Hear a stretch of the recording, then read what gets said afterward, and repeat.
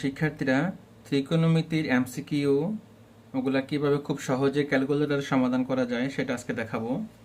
দেখো, আমার প্রথম প্রশ্নটা হলো সাইন থিটা সমান √3/2 হলে ট্যান থিটার মান কত।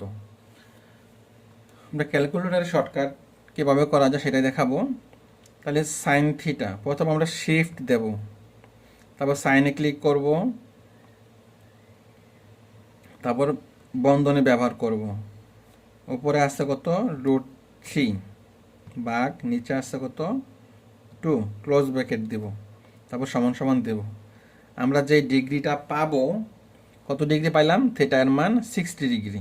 এখন আমাকে বলা হয়েছে টেন থিটার মান কত, তাহলে 10, আমার অ্যান্সারটা কিন্তু 60 ডিগ্রি অ্যান্সার।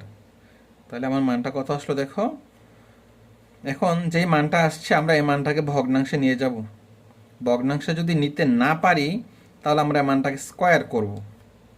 স্কোয়ার করার পর যেই মানটা আসবে এইটা আমরা দেখবো যে মানটা কি আসছে।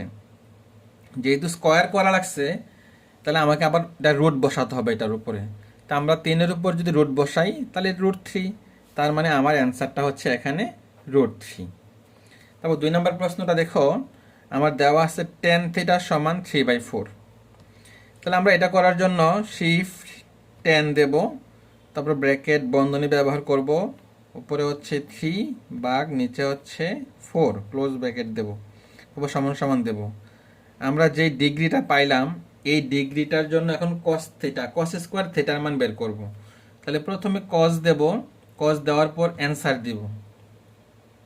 যে মানটা আসবে এই মানটাকে আমরা ভগ্নাংশে নেব।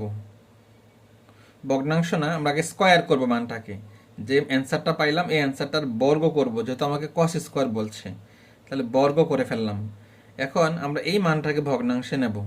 তাহলে এই মানটা ভগ্নাংশে নিলে আমরা পাইলাম 16/25, অর্থাৎ উপরে 16 নিচে 25, তার মানে গহন নাম্বারটা অ্যান্সার। অর্থাৎ ত্রিকোণমিতির অঙ্কগুলো এভাবে আমরা খুব সহজেই ক্যালকুলেটরের সাহায্যে সমাধান করতে পারি। তোমরা এরকম আরও শর্টকাট ক্যালকুলেটরের সাহায্যে এমসিকিউ ভিডিও ক্লাস পেতে চাইলে আমার ইউটিউব চ্যানেলে সাবস্ক্রাইব করে পাশে থাকো, এবং যারা ফেসবুক পেজে দেখতেছো সবাই আমার ফেসবুক পেজটিকে ফলো দিয়ে সাথেই থাকবে এবং লাইক কমেন্ট শেয়ারের মাধ্যমে অন্যদেরকে দেখার সুযোগ করে দেবে।